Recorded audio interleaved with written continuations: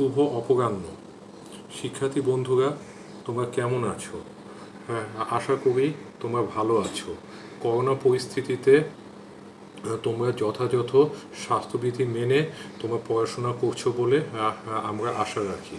তারপরও যাতে তোমাদের শিক্ষায় কোনো ঘাটতি না হয় সেজন্য আমরা শিক্ষকরা তোমাদের সাথে যোগাযোগের নিমিত্তে এবং তোমাদের সমস্যা উপলব্ধি করার জন্য আমরা অনলাইন ক্লাস নেওয়ার ব্যাপারে সদা তৎপর। তবে আজ আমি তোমাদেরকে যে বিষয়টি আলোচনা করব সেটি হচ্ছে যে বৃত্ত। আমি অষ্টম শ্রেণীতে দশম অধ্যায় বৃত্ত বলে একটি অধ্যায় আছে। সে অধ্যায়ে বৃত্তের সম্পর্কে যে ধ্যান ধারণা, প্রাথমিক যে ধ্যান ধারণা, সেগুলো আমি তোমাদের সাথে পুনরালোচনা করব। কারণ তোমরা নিচের ক্লাস থেকেই তোমরা এই ধ্যান ধারণাগুলো পেয়ে এসেছো। তারপরও ধ্যান ধারণাগুলো যাতে আরও পরিষ্কার এবং আরও সুস্পষ্ট হয় সেজন্যই আমার আজকে পাঠ।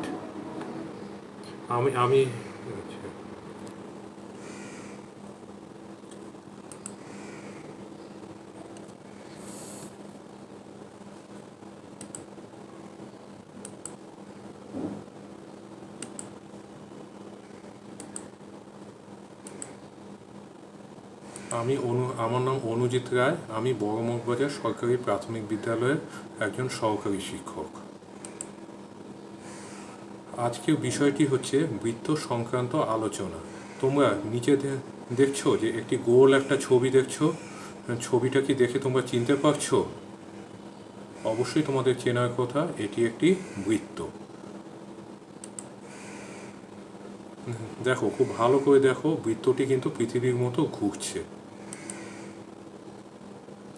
এই যে দেখো, বৃত্তের সংজ্ঞায় তোমাদেরকে কি লেখা আছে? লেখা আছে যে কোনো চলমান বিন্দু কোনো একটি অবস্থান থেকে যদি একটি নির্দিষ্ট বিন্দু থেকে সর্বদা সমান দূরত্ব বজায় রেখে চলতে চলতে আবার ঠিক পূর্বের অবস্থানেই ফিরে আসে, তবে ওই পথকে বৃত্ত বলে। বৃত্ত দ্বারা আবদ্ধ ক্ষেত্রকে বৃত্তক্ষেত্র বলে।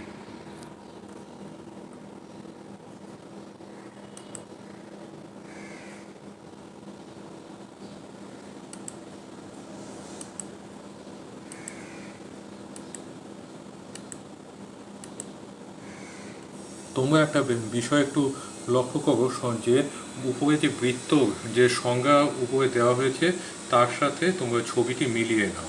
ওখানে বলা হয়েছে কি যে কোনো চলমান বিন্দু। এখন চলমান বিন্দু বলতে এখানে কি বোঝাচ্ছে? চলমান বিন্দু হচ্ছে যে একটি বিন্দু, সেটি কখনো স্থির থাকে না, সেটি সবসময় এক অবস্থান থেকে আরেক অবস্থানে তার গতিপথ পরিবর্তন করে। আসলে এখানে যেমন দেখো যে একটি চলমান বিন্দুটি দেখো যে একবার এ অবস্থানে গিয়েছে, তারপরে দেখো যে এ থেকে বি অবস্থানে গিয়েছে, বি থেকে সি অবস্থানে গিয়েছে, সি থেকে ডি অবস্থানে গিয়েছে, আবার এ অবস্থানে ফিরে এসেছে। এবং সেখানে কিন্তু আমি তীর চিহ্ন দিয়ে কিন্তু এই যে বিন্দুটির সেটির কিন্তু একমুখী যে গতিপথটা সেটা কিন্তু আমি দেখিয়েছি, যাতে তোমরা বুঝতে পারো যে সেই চলমান বিন্দুটি কোন অবস্থান থেকে কোন অবস্থানে গিয়ে আবার কোন অবস্থানে ফিরে আসছে। এই যে এ থেকে বি, বি থেকে সি, সি থেকে ডি, ডি থেকে আবার যে এতে ফিরে আসলো, এই পথটাই হচ্ছে কিন্তু একটি বৃত্ত। তাহলে শিক্ষার্থী বন্ধুরা, তোমরা কি বৃত্তের ব্যাপারটা পরিষ্কার বুঝেছো? আবার একটা ব্যাপার তোমরা দেখো যে উপরে যে লেখা আছে যে একটি নির্দিষ্ট বিন্দু থেকে সর্বদা সমান দূরত্ব। এখন তোমরা দেখো নিচে দেখো যে একটি ফোঁটা তোমরা দেখতে পাচ্ছ এবং ফোঁটার নিচে ও লেখা। হ্যাঁ, ওই ফোঁটাটি হচ্ছে নির্দিষ্ট বিন্দু, যাকে আমি ও নামকরণ করেছি। এখন দেখো যে এরপর লেখা কি, বৃত্ত দ্বারা আবদ্ধ ক্ষেত্রকে বৃত্তক্ষেত্র বলে। তোমরা একটু দেখো যে বৃত্ত দ্বারা কিছুটা অংশ, এই যে তোমরা যে স্ক্রিনটাতে দেখছো সেটাতে কিছুটা অংশ কিন্তু দেখো যে একটু হালকা নীল রঙের। এটি হচ্ছে যে তোমাদের বৃত্তক্ষেত্র। তাহলে বুঝতে পেরেছো তোমরা এই ছবিটা থেকে? আশা করি বৃত্ত এবং বৃত্তক্ষেত্রের তফাৎটা তোমরা অবশ্যই বুঝতে পেরেছো। বৃত্ত হচ্ছে যে একটা চলমান, একটা আবদ্ধ একটা পথ, আর সেই বৃত্ত দ্বারা যে ক্ষেত্রটা, যে এলাকাটা আবদ্ধ, সেটি হচ্ছে বৃত্তক্ষেত্র। তোমরা কিছুক্ষণ একটু স্ক্রিনটা একটু দেখে নাও, যে বৃত্তের সংজ্ঞাটা যাতে আর একটু ক্লিয়ার হয়, এজন্য তোমাদেরকে আমি 3 মিনিট সময় দিলাম।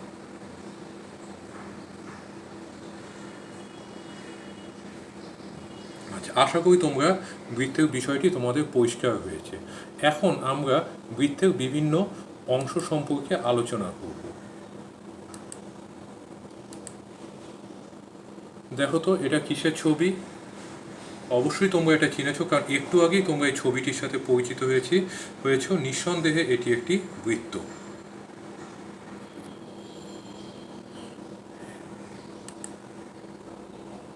এখন দেখো বৃত্তের উপর দেখো একটা এ বলে একটা লেখা কিন্তু চলে এসেছে, আর এই এটা আসলে কিছুই না, সেটি হচ্ছে যে যে একটা কথা আমি বলেছি যে বৃত্তের সংজ্ঞায়, যে বৃত্ত হচ্ছে যে একটা চলমান বিন্দু যে পথ দিয়ে যায়, এবং এমনভাবে চলমান বিন্দুটা যায় যাতে একটা নির্দিষ্ট বিন্দু থেকে সর্বদা সমান দূরত্ব বজায় রেখে চলতে থাকে।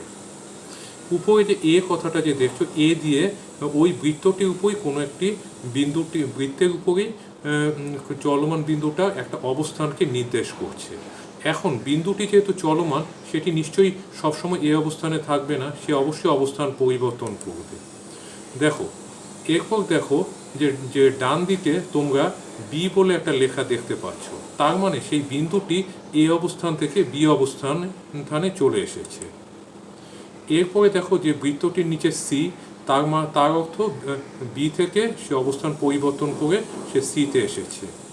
একইভাবে সি থেকে সে ডিতে এসেছে, এবং শেষ পর্যন্ত সে তার এ অবস্থানেই ফিরে যাবে। তাহলে এটি অবশ্যই, এই পথটা অবশ্যই একটি বৃত্ত। এবং এ বি সি ডি এরা হচ্ছে বৃত্তের উপরে বিভিন্ন অবস্থানের বিন্দু।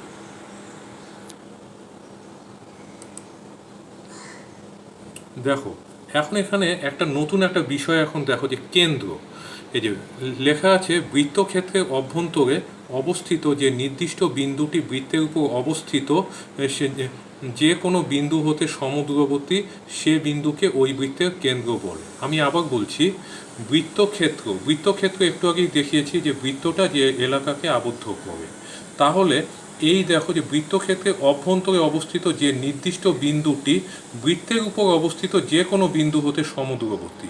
এই যে যেমন বৃত্তের উপর তুমি এই যে A B C R D 4টা বিন্দুর অবস্থান তোমরা দেখতে পাচ্ছ, তাহলে ওই বৃত্তক্ষেত্রটার উপরে যে বিন্দুটা থাকবে সেটা অবশ্যই এ বি সি ডি,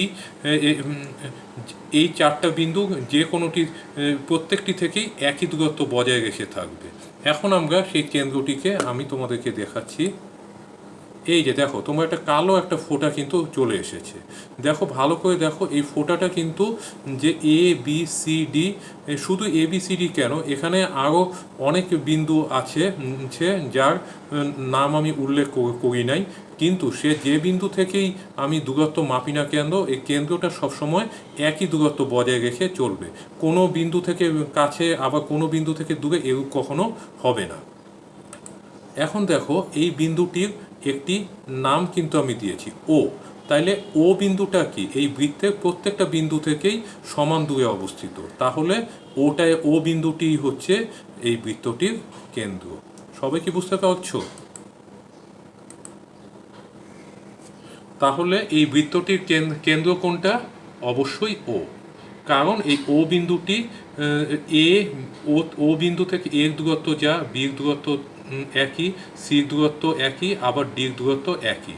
তাইলে ও থেকে এই বৃত্তের উপর প্রত্যেকটা বিন্দুর দূরত্ব সমান। এই জন্য ওটাই হচ্ছে এই ABCD বৃত্তের একটি ABCD বৃত্তের কেন্দ্র। আর একটা বৃত্তের সবসময় মনে রাখবো একটাই কেন্দ্র থাকে, কখনোই একটা বৃত্তে একাধিক কেন্দ্র থাকবে না।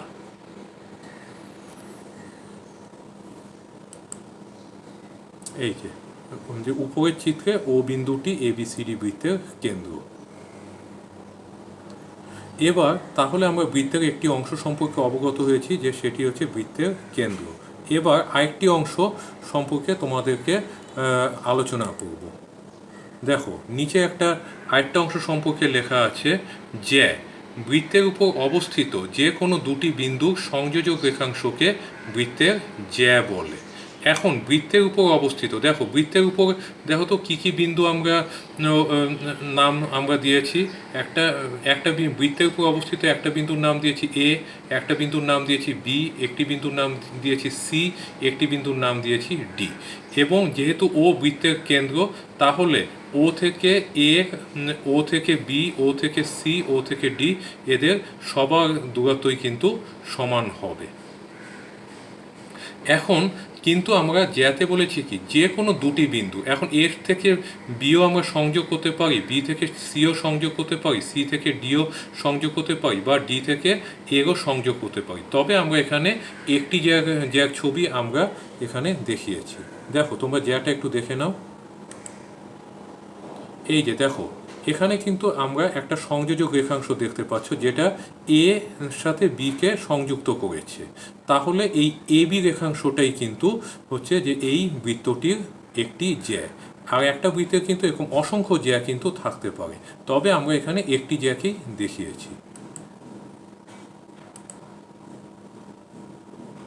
তাহলে তোমরা ছবিটা দেখে তোমরা জ্যা চিনতে পেরেছো।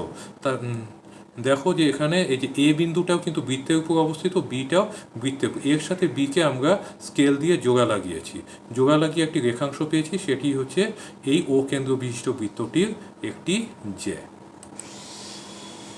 এই যে দেখো উপরের চিত্রে এ বি রেখাংশ A B C D A বৃত্তের একটি জ্যা। তাহলে তোমরা জ্যার ব্যাপারটা নিশ্চয়ই বুঝতে পেরেছো। তাহলে তোমরা এই যে এখানে তাহলে আমরা দুইটা বিষয় আলোচনা করেছি। একটা হচ্ছে কেন্দ্র, যেটা বৃত্তের ভিতরে অবস্থিত একটি বিন্দু যা বৃত্তের প্রত্যেকটা বিন্দু থেকে সমান দূরে। আরেকটা হচ্ছে জ্যা, যেটা হচ্ছে যে বৃত্তের যে কোনো দুইটা বিন্দু সংযোজক রেখাংশকে নির্দেশ করে। এবার বৃত্তের আরেকটি অংশ তোমাদেরকে আলোচনা করব, সেটি দেখো। দেখো এখানে আরেকটি কথা কিন্তু তোমরা লেখা দেখতে পাচ্ছ এইমাত্র, বৃত্তের যে জ্যার উপর বৃত্তের কেন্দ্র অবস্থিত তাকে ওই বৃত্তের ব্যাস বলে। তোমরা ছবিতে স্পষ্টতই দেখতে পাচ্ছ যে ও বিন্দুটি হচ্ছে এই বৃত্তের কেন্দ্র। এখন আমাকে এমন একটা জ্যা আঁকতে হবে যেন এই ও কেন্দ্রটা ওই বৃত্তটার উপরে, ওই জ্যার উপরে অবস্থান করে। আবার দেখো এখানে এই বৃত্তটাতে বি আর ডি এই দুইটা বিন্দুও কিন্তু এই বৃত্তের উপর অবস্থিত। এখন তোমরা একটু ভালো করে ছবিটা দেখো। এই যে দেখো আমরা বি বিন্দুর সাথে ডি বিন্দুকে কি সংযুক্ত করেছি, তাইলে অবশ্যই বিডি রেখাংশ বৃত্তটার আরেকটি জ্যা হবে। কিন্তু আগের যে জ্যাটা তোমরা দেখতে পাচ্ছ এ বি জ্যা, তার সাথে কিন্তু এই বিডি জ্যার কিন্তু একটা পার্থক্য আছে। দেখো এ বি জ্যার উপর কিন্তু বৃত্তের ও কেন্দ্রটা অবস্থিত না, কিন্তু বিডি যে জ্যা সেটার উপর কিন্তু ও কেন্দ্রটা অবস্থিত।